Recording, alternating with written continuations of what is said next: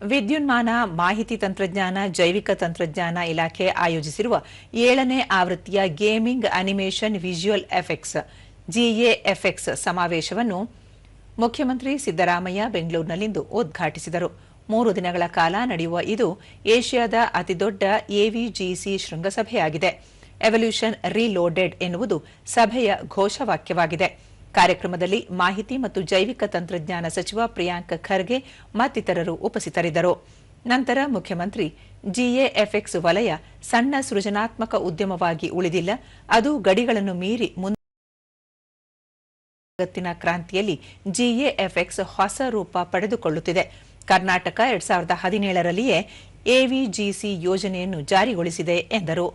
ಇದೀಗ 2024ರಿಂದ 2029ರ ಅವಧಿಯಲ್ಲಿ ಎವಿಜಿಸಿ ಎಕ್ಸ್ಆರ್ ನೀತಿಯನ್ನು ಅನುಷ್ಠಾನಗೊಳಿಸಲಾಗುತ್ತಿದೆ. ಅದಕ್ಕೆ ಪೂರಕವಾದ ವಾತಾವರಣ ಕರ್ನಾಟಕದಲ್ಲಿದ್ದು, ಮುಂದಿನ 5 ವರ್ಷಗಳಲ್ಲಿ ಈ ವಲಯ 20 ಲಕ್ಷಕ್ಕೂ ಅಧಿಕ ಉದ್ಯೋಗಗಳನ್ನು ಸೃಷ್ಟಿಸಲಿದೆ. ಸರ್ಕಾರ ಈ ಉದ್ಯಮಕ್ಕೆ ಎಲ್ಲ ರೀತಿಯ ನೆರವನ್ನು ನೀಡಲಿದೆ ಎಂದು ಹೇಳಿದರು.